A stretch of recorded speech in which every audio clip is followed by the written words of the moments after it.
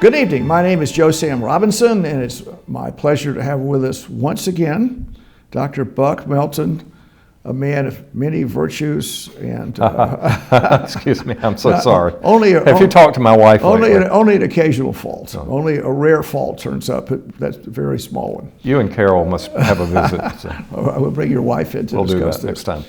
Well, okay. So there are a lot of things we talk about, and one of the issues of really supreme importance, I would say, is the issue of, quote, climate change, which I think the word has changed from global warming to climate change.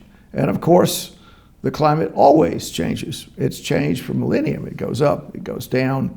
There are many factors that cause climate change. The sunspots, the polarity of the Earth, all kinds of strange, random causal factors. That means the climate has really fluctuated enormously. And when it fluctuates, it's a huge environmental change. It causes species to expire.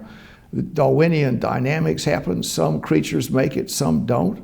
You could say some nations make it and some don't. So we have that we've dealt with for a long, long time. And I would say that pretty much the situation was ignored for a long time as the impact of climate, what humans were doing to the climate was ignored for a long time. And over the past several decades, this has become more and more of an issue, particularly in some quarters. And the idea is that the excesses of capitalism, if you want to say it that way, are responsible for ruining the world. And it's going to be necessary to, in some ways, stop the exploitation of the earth, and by presumably government power. And it's also going to be necessary for wealthy nations to contribute to poorer nations to make the situation equitable. So I think that's the situation we have. And to comment on this, I think you have to be pretty much an expert, which neither of us are. But maybe we could start out by just asking the question, how much has the climate changed? I would ask that. And apparently fairly substantially. Can we agree on that? It's fairly substantial climatic change. In change being it gets colder, it gets warmer. Mm-hmm. Well, my understanding is if you look, I think the two big variables here are, first of all, and I think both of them start hitting in a big way in the 19th century. I think the conquest of infant mortality and disease, discovery of germ theory and asepsis, these things lead to this huge population explosion.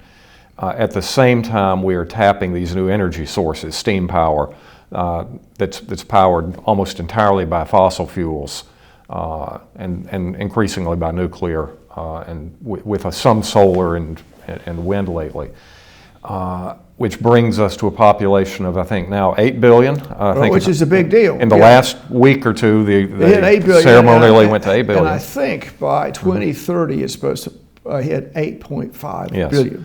So just an absolute unbelievable population expansion, which no one really criticizes. Yeah. So I won't say it's a matter so much of Darwin as Malthus right now, that I find it just impossible for anyone to seriously conceive of the notion that cooking off this amount of fossil fuels is not having a severe impact of raising, I don't know, and it's a fairly small number, but apparently the small numbers can have a big effect, 1 or 2 degrees Celsius over, a century? I don't know the figures, of course, people make these comments, and a lot of this is modeling. Mm-hmm. So people say, this is my modeling method, and I do this and I do that, and this is, and I think there's a lot of uncertainty about that, and I'll let it go at that. And it's quite an arcane subject to get into just at a polite distance, all the nuances of this. as I understand it, people say, well, all these hydrocarbons are going in the atmosphere. When they go there, they put a greenhouse effect on the land. On the other hand, another fact with this is the sun rays also bounce off, so they don't get down, and it's a rather complicated story. The other thing of consequence is I think the hydrocarbons that are in the atmosphere, it's very hard to do anything about that. Where you can do something is with methane. So methane is, if you diminish methane production, like cows, fewer cows out there, their digestive system does its magic. The residue of the food escapes in many ways and poisons the atmosphere. And so that's at least one idea out there. And limiting methane, it would be a big thing. Also, pipelines sometimes leak methane, and that might be something to do. So exactly how this is working out is an issue. Well, regarding the cows, I mean, if you look at the biomass on Earth today, it is almost all human beings and livestock. Wild animals are almost nothing anymore. So that would be easy to control if everyone wanted to go vegetarian. But people have decided that having bacon is more important than maintaining a sustainable ecosystem. You talk about the modeling and the science. I remember very notoriously, and climate change deniers love to throw this in the face of the American public, that there was a substantial part of the Western scientific community in the early 1970s saying that there was a danger of a new ice age starting. And they're saying, well, they thought they had the answers then, and so now they think they have the answers now, but they were wrong then, so they're wrong now. I have two responses to that. Response number one, we do know that we're in a closed system here. And there are things from outside that are beyond our control that may affect that system. But there are also tremendous things inside the system that we can control and that can cause terrible effects. Number two, if we wait until we have absolute incontrovertible proof that we are making the earth unsustainable in the long run, it will be past the tipping point and we will not be able to come back from that. So just to pursue along those lines. Mm-hmm. So one of the issues out there is maybe getting back to this population story. So most of the population increases are taking place in third world countries, particularly sub-Saharan Africa. Mm-hmm. And Southeast Asia. I think those places really, there are huge population increases. There are 1.4 billion people in India, just huge population, and everybody has to eat. I think India has just surpassed China, as a matter of fact. Yeah, they're really, kudos to our Indian friends. But huge population increase, and then the amount of the earth that's covered by human habitation, farms, cow pastures, I think it amounts to about 40% of the land area on the planet. So as more and more people arrive and more of the land area is taken over by this huge population increase, I mean, that's an inevitable problem. And the other thing is who is producing all of the biomass issues here, and who's polluting the atmosphere. And so I think, as I understand this, there's a lot of money is being paid to the undeveloped nations that are presently in the process of polluting the atmosphere, but did not do so in the past. So the fact that if you live on a small island, and the Germans were, mining coal in 1950 and polluted the air, now you're getting the impact. The developed countries that did the pollution in the past are now going to send money to the other parts of the world that are in the process of polluting but haven't had a chance to do so yet. It seems it's a little convoluted reasoning, I think. On the other hand, it does bring, I think this is a really important issue, it brings up the idea of a global brotherhood of people on the earth that all have the same same ambitions, and are in the same life raft, if you want to say it that. We're all in the same life raft. And how are we going to make everyone a good partner in preservation of the species? And one of the things out there is to combat climate change. The wealthy countries would have to bear that burden. And I think one of the things that's interesting, and as I understand it, in the recent, whatever it is, the meeting of 27 big nations to discuss this issue, is that China, who is the world's biggest polluter, is not going to put any money in this deal. They've got their own issues. So where the ship sails, I think, is into the nation state. So right now we're in America. Our standard of living and just general life expectations are just unbelievably great. I mean, we are. We just have we're in Paradiso. It's just for many people, most people, I would say, compared to other countries and what the circumstances are there. Things are really great here. And it's one of the reasons for that is we have our boundaries. So we have our nation state, and it's kind of something that, well, I'm an American, USA, I was born here, born in the USA, whatever, my ancestors were here, whatever. This is the homeland, and I get to get all the benefits of this superior set of circumstances. And the reason is that we have boundaries and we can keep our money here. I guess that's the idea. And if we're really going to effectively deal with climate, it's a worldwide problem, and it's going to mean weakening nation-state boundaries and ultimately diminishing, I think, the power and the glory of the good old USA. I mean, for better or worse. The people that live in, name any country you like, Bolivia, they're nice people, I'm sure, and on, but why don't they have the same standard of living that we have? I mean, they're God's children. Why should we have such a good life? And I think that's that is a wedge that the climate change conversation is putting out there, is that it's just like in our country, we have a redistribution of wealth.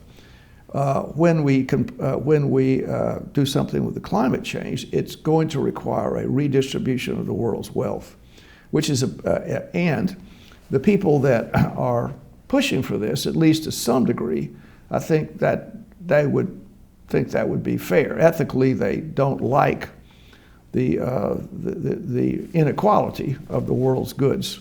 And so the way to change that might be to have a reason to do it, and the reason is the climate change story. Mm-hmm. Well, I want to go back to something you said earlier, and how that you or the climate change people lay all this to blame at the feet of capitalism. I certainly don't buy into that. I think capitalism can be responsible for it. I don't think it is necessarily has to be responsible for it. And for Exhibit A, I would name the Soviet Union. And if you look at what the Soviets did to their own backyard during the Cold War, there are still lakes over there that glow at night because of all the radiation they've dumped into it. Chernobyl and this sort of thing. So I don't think it's necessarily the evils of capitalism, and I think if capitalism properly tamed could be the solution to the problem, because it is such a huge wealth generating engine.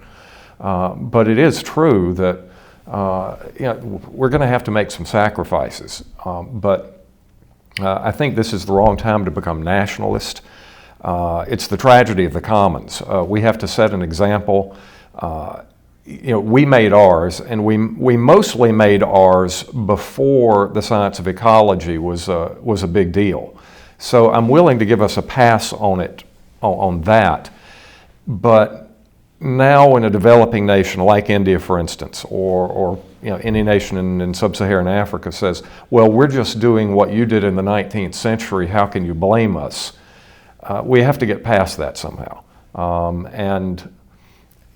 I hate to quote the white man's burden, because it's not going to be the white man's burden. I'm not speaking in terms of racism here, but I'm speaking in terms of Western development that I'd say take up the high-tech society's burden. We've got the money. We've got the technology. We've got the riches, and we owe it to the rest of the world to help protect the commons, even at great cost to us. And that's not white man versus dark man. That's just, for whatever reason, by the grace of God and by geography, the Western world and Western Europe just lucked out and developed high tech first. That's not because we were white, but it is now the burden of this society to try to help save the world. Well, just to make a few points. Point number one is, maybe I'll correct what I said about capitalism, but the idea is that in a pure profit-driven arrangement, you're just looking at your outcome analysis is the amount of money you produce. Mm-hmm. And so if you despoil the atmosphere or whatever, that's not part of the equation. Well, to put it another way, I think what you're saying in pure capitalism is that every corporation or every entity that is out to make wealth wants to privatize all benefits and socialize all liabilities. And we just can't have that. Well, I mean, so my point is about the sort of the equation that people undertake about how they're going to act in capitalism. Private benefit is, a huge thing, and so that's often not in the equation. So at least in the U.S., the common story would be people polluted the water.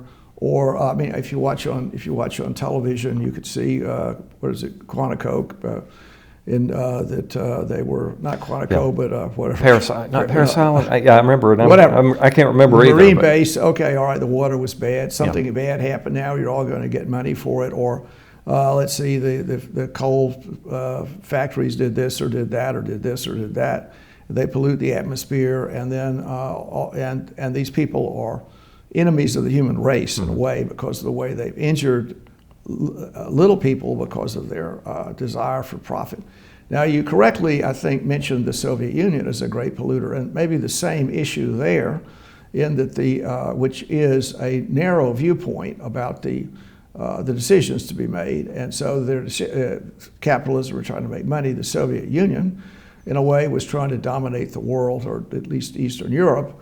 And so that was their ambition, and many countries have similar stories. If you go to China, the pollution is just absolutely overwhelming. I mean, I've been there a few times. The smog and Beijing. I mean, it's unbelievable. Yes. It's absolutely unlike anything I've ever seen. The air is orange. Mm-hmm. I mean, it's like some kind of, I don't know, science fiction story. You can't see 50 yards in front of you because of this dense orange fog. And the Chinese continue to do that, although they're trying to correct it. Now, I think one of the issues out there in the world, which you touched upon, is why different ethnic groups have a better time of it. And a lot of this is just the accident of chance, oceanic travel, this and that, and They have a sort of a fence around them, if I guess I sort of spoke about, and attempting to preserve their advantage, and that's going to be a major issue in the world as to how that works out. We have 8 billion people. That's a lot of people, and the people that are where the population is expanding are in a terrible set of circumstances, and the people that are there, they're often quite desperate. What am I going to do? I'll starve. And can I get into some kind of more prosperous place? And that's an issue with what you could expect to continue, particularly with the U.S. with its porous borders, and Western Europe, and a degree in Japan, and you could say maybe climatic change is driving this equation. Well, it's. There's not enough room on the life raft, so I think the answer there is, as used to be said during the imperial days, to make the world England, or in this case, to make the world the United States, not so much to open our borders and say everybody come on in, because it's unsustainable, but to find what has worked here and what did produce that wealth and what did result in these technological advances, and plant those seeds as much as possible throughout. You don't really hear the phrase third world anymore. I don't know if that's politically incorrect. The Soviet Union is gone. There's just one, maybe there are two worlds. Yes. Developed and undeveloped. Yeah. So, well, so there, well, old world, new world, and then undeveloped world. So, but that's what it's going to need to take. And that, yeah, I think you're right. That is going to be require an international team effort. There are going to be some people who are going, or some states who are going to refuse to play. That is not an excuse for us not playing as well. I remember an illustration from the late 1800s of King Arthur and Mordred battling at the Battle of Camlan. And it shows these two men in anachronistic sort of 14th century armor swinging at each other. And the entire battlefield has just been laid waste. I mean, and they're still fighting. And you want to ask, what are you fighting about at this point? I always like to throw the Vulcan salute at the end of our episodes here, but I'm going to now quote a Klingon. Only a fool fights in a burning house. So we have to do something. Well, yeah, that's right, and I'll make this comment. I've talked about the way the brain is structured, the limitation it poses on our decisions. I won't belabor it at this point. But okay, we want the rest of the world to be great and prosperous, and we're only 5% of the world's population. We like well, China has 4 times our population. Should they be 4 times as possible, as strong and powerful, and be able to tell us to go down, sit down? We've heard enough from you, and there's a lot of resistance to that, and so they've adopted a lot of our methods, and for many reasons, they may be a lot more successful in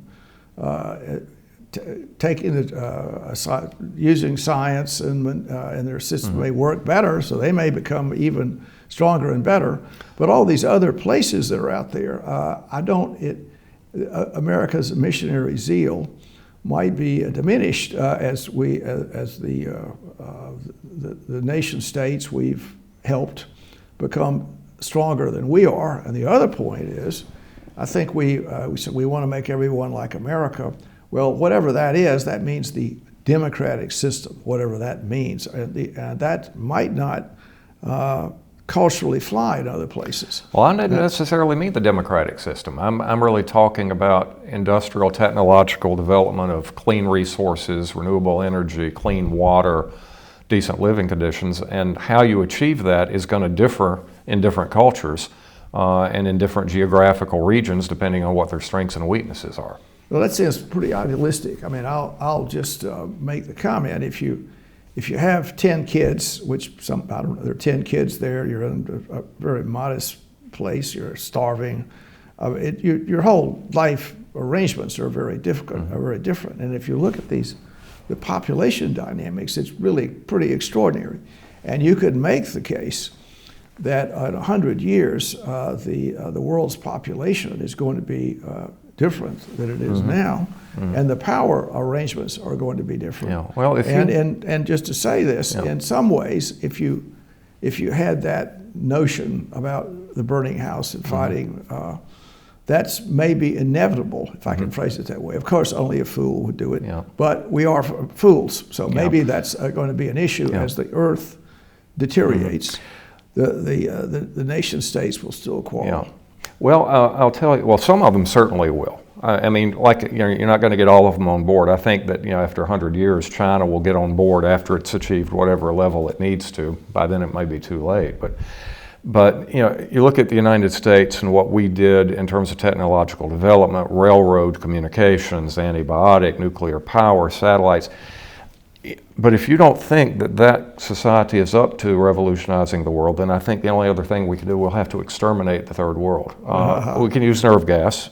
We got to get that population down somehow. But if they're not going to help us and play ball, and we don't have the ability to help them, then we're just going to have to wipe them out. Well, you could say maybe something like plague might do it. So we know we can't really do that. Well, I don't think that's a reasonable possibility. Well, we could weaponize anthrax and also do it in a deniable way. Circumstances may well do that from a demographic point of view. And we have just our little spaceship, our little life raft here, and these problems are coming before us. And the solutions that need to be considered, people of goodwill need to be thinking about it. And so is it appropriate just to ask this question? If we're going to send you a lot of money, we're going to do that. We understand the plight you have, but you're having 10 kids every year. Is that a good thing? And what can we? And no, that's our culture. We want 10 kids. Well, there's going to have to be some kind of expanded social contract. So I think that's, and so people ought to be thinking about what is going to be the social contract for the next century for everyone. Well, so and some of it might be a concern over the environment, and also controlling the predispositions to injure each other, which is so powerful. You see, my modest proposal has actually got you brainstorming. You see, it can be done. So you wanted. So this was a Jonathan Swift thing. Of course it was. Right. Of course it was. So, Unless, of course, it wasn't. Well, I don't know. Human life's cheap. That the issue is, well, is it serious or not serious? Okay, but that's good. Mm-hmm. And I'll give you a check mark on that. I like it. But we have to. I'll give you a check on that. We have to do something. I mean, okay. We have to get the population down. We have to minimize consumption of resources. We have to develop new sources of clean energy. We have to do away with ideas, whatever, of big families. We need to find what works better in the tropics than in the subtropics than in the Arctic regions.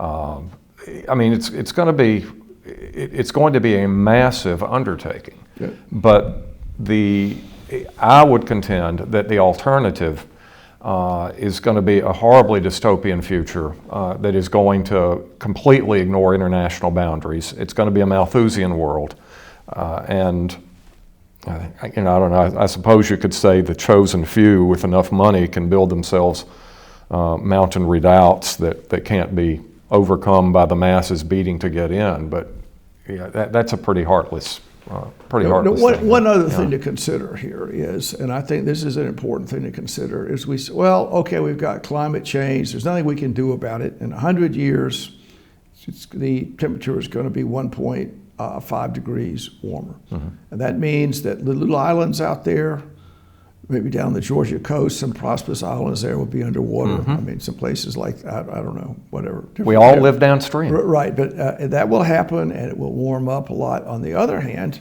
there are ways that the species can play the game. And so we've got big areas of tundra that presumably could be, people could live there.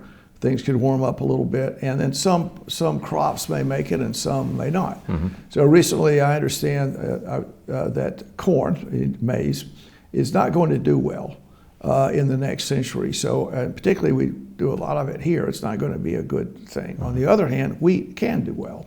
So you've got all those, we've